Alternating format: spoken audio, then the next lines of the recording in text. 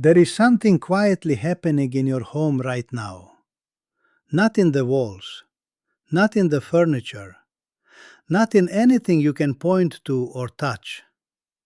It's happening in the space between things, in the air that sits still in a corner you rarely enter, in the silence that gathers near the front door after everyone has gone to bed, in the invisible current that moves through every room, carrying with it either the frequency of abundance or the frequency of lack.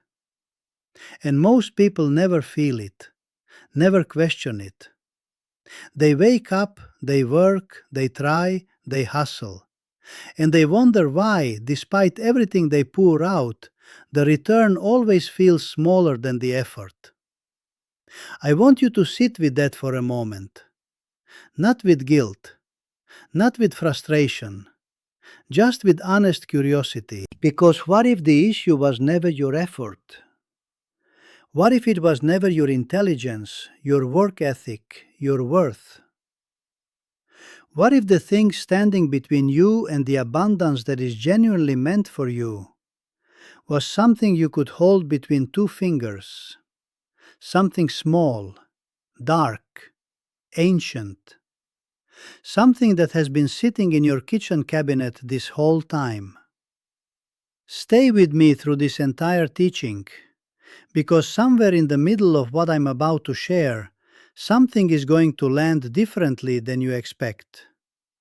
And by the time we reach the end, you'll understand why this arrived in your life today, of all days. Before we talk about the clove, I need to talk about something older.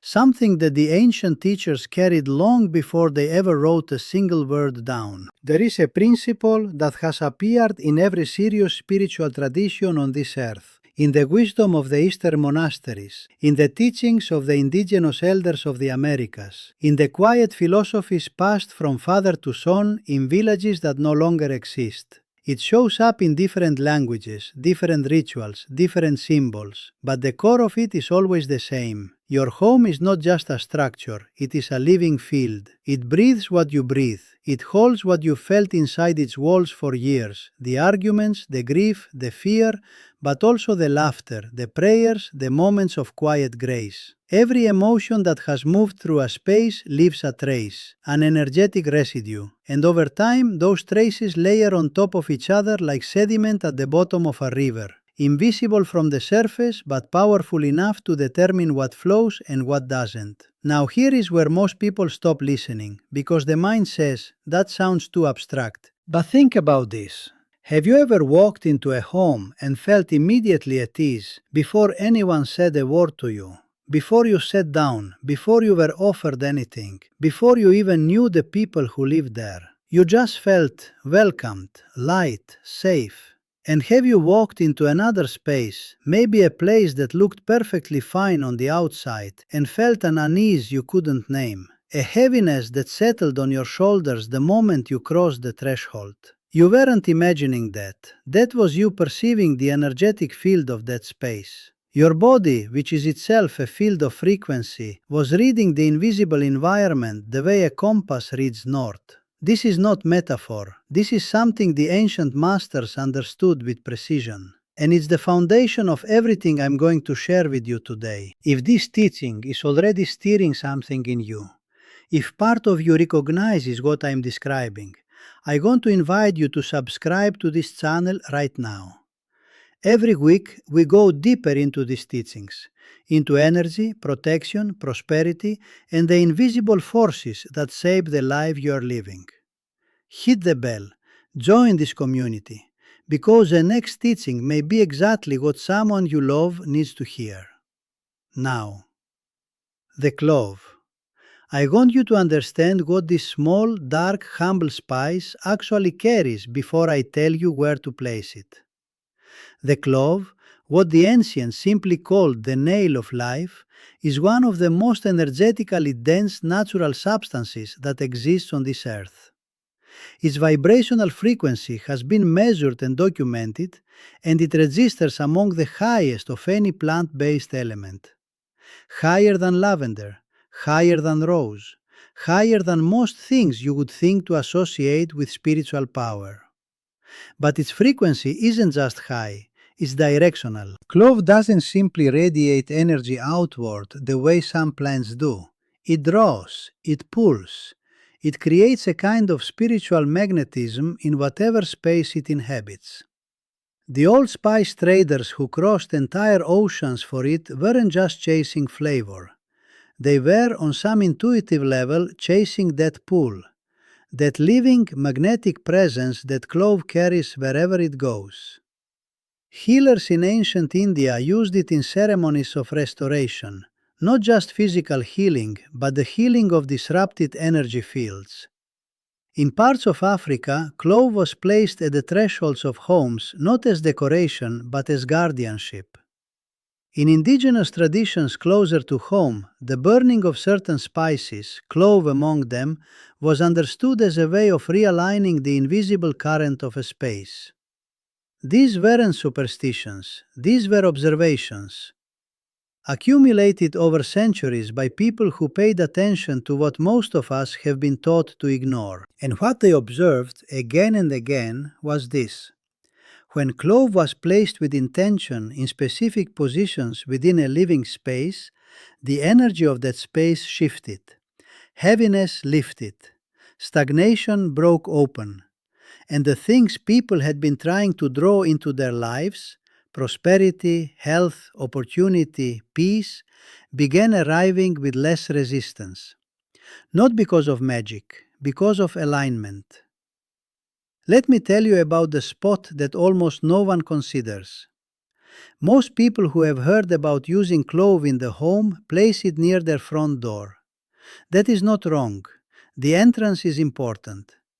But there is a place in your home that carries far more energetic weight than the door, and almost no one pays attention to it. It is the corner. Not just any corner, the corner that sits at the farthest diagonal from your front entrance. If you were to draw a straight line from your front door across to the opposite side of your home, the corner at the end of that line is what the ancient teachers called the wealth corner, the deep pocket of the home's energetic field. Think of it this way. When energy enters a space through a doorway, whether that energy is the frequency of opportunity, of abundance, of possibility, it doesn't just travel in a straight line. It moves the way water moves in a contained space. It spreads, it circulates, and eventually it settles. And where does it settle most deeply? In that far corner, in the quiet, still, often forgotten pocket of the room. If that corner is cluttered, dark, heavy with old energy, the abundance that tries to settle there has nowhere to land. It dissipates. It moves back out the way it came. But if that corner is clear, alive, and energetically activated, it becomes a magnet. This is where I want you to place your cloves. Here is how to do this with intention, because intention is what transforms a simple act into something that actually shifts your field. You will need 7 cloves. 7, not 3, not 5. 7 is the number that appears across the most ancient traditions as a symbol of completion, of fullness, of a cycle that has been honored in its entirety. 7 days, 7 directions, 7 notes of sound. 7 is the number of things that have been allowed to become whole. Before you touch the cloves, wash your hands. This is not ceremony for its own sake. Water resets the energetic signature on your skin. You want these cloves to carry your intention, not the residue of the day. Hold all 7 cloves together in your closed hands. Feel their weight. Notice their warmth as your hands hit them. Breathe slowly, and as you breathe, let one clear image come to your mind. Not a list of things you want. One image. The feeling of your life when abundance is simply present, when the pressure has lifted. When you wake up in the morning and the first thing you feel is not worry but ease. Hold that image. Hold that feeling. Let it move through your palms and into the cloves. Then go to that far corner. Place the 7 cloves directly on the floor of that corner, not in a bowl, not in a bag, on the surface itself, arranged in a loose circle. And as you place each one, you don't need elaborate words. You only need honesty. Say quietly, I am making space for what belongs to me. I am not asking out of fear. I am opening out of readiness. That is enough. That is more than enough. Leave them there. Don't touch them. Don't rearrange them. Don't explain them to anyone who walks through your home. In 21 days, gather them up, thank them, and release them to the earth. Bury them in a plant, in a garden, in a patch of soil. Then begin again. Now I want to tell you about the other practice, the one that works alongside the placement of the cloves. Because the cloves shift the field of the space. But this next practice shifts the field of you. And ultimately, that is where the real work is done.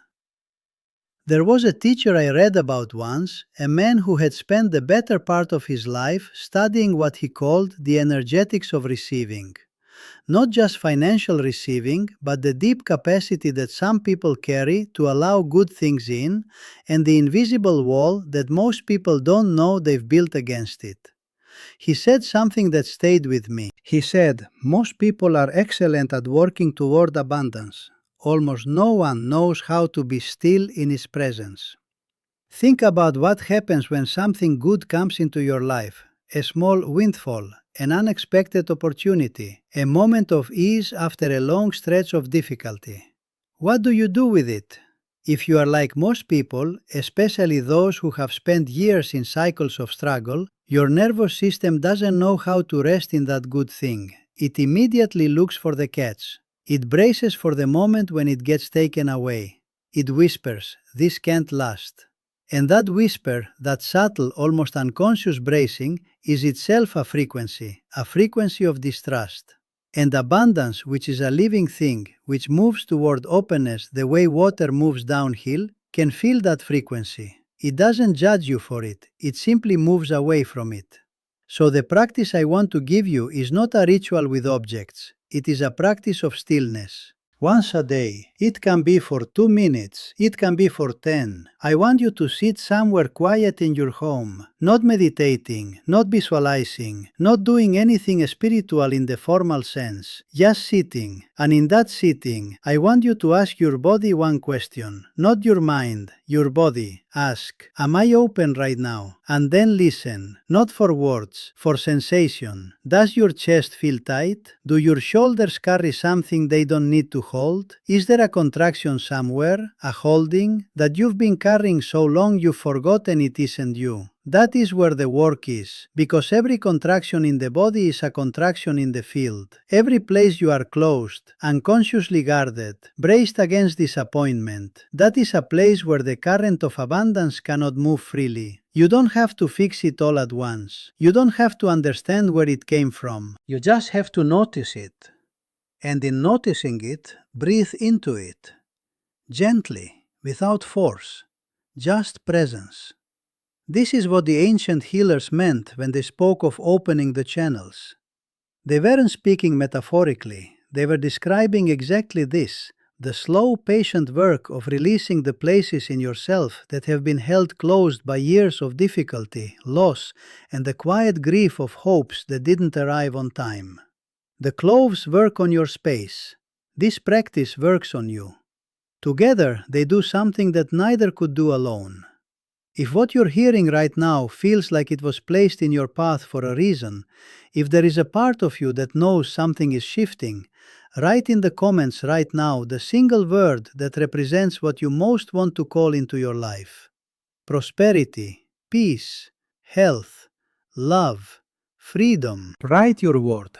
Declare it, because the moment you name what you are reaching for out loud, or in writing, you have moved it from the realm of wish into the realm of intention. And intention changes the field. I want to leave you with one final teaching before you go. In one of the oldest surviving texts of Eastern contemplative wisdom, a text so old that most of its original language has been lost, and what we have are translations of translations, there is a passage that speaks about what the writer calls the time of the door. It describes a moment that comes to every person. A moment when something invisible shifts, when the field around them becomes, for a brief window, unusually receptive. When the distance between intention and manifestation shortens, when what they put their energy toward has an unusual power to take root. The writer says that most people never know when their door is open. They are looking the other way, they are busy, they are distracted by the noise of their difficulty. And so the window passes, and they wait unknowingly for the next one. But the writer also says something else. He says that certain practices, certain ways of tending to your space, your body, your attention, act as ways of staying near the door, of being present when it opens, of not missing the moment because you were somewhere else in your mind. This is what the rituals I've shared with you today are really about. Not superstition, not magic. Presence, alignment. The quiet, consistent act of showing up in your own life as someone who is ready, not just working, not just hoping, but genuinely, energetically ready. The cloves in the corner of your home are not doing the work for you. They are reminding you every time you pass by that you have made a choice, that you have declared something, that you are not waiting for life to happen to you. You are participating in the invisible current of it, with intention and with faith.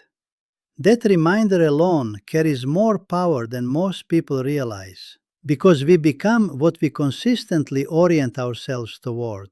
And every day that you walk past that corner, every day that you sit in that stillness and ask your body if it is open, you are orienting yourself gently, persistently, toward the version of your life where abundance is not a distant hope. It is simply what arrived, because you were ready when it did. Before you leave today, I want to ask you something. Is there someone in your life right now who is carrying a weight they don't know how to put down? Someone who has been working and trying and hoping and still feeling like something is blocked. Share this teaching with them, not because it will fix everything, but because sometimes the most powerful thing you can offer someone who is struggling is simply the reminder that the invisible layer of their life is not fixed, that it can shift, that it has shifted for others, that it can shift for them. When you offer that kind of hope to someone who needs it, something moves in your own field. The ancient teachers all agreed on this, regardless of tradition. Generosity of spirit creates an opening. What you give in care comes back in a form the universe chooses, and it is always more than what you sent out. Subscribe to this channel if you haven't yet. Leave your word in the comments. And know that whatever brought you here today, whatever quiet part of you reached out and found this video, that part of you was not wrong. Something in you knew it was time. Honor that knowing. We'll meet again in the next teaching. May the corner you tend become a place of true arrival. May the stillness you practice become a field of real welcome. And may what has been waiting at the edge of your life finally find its way in.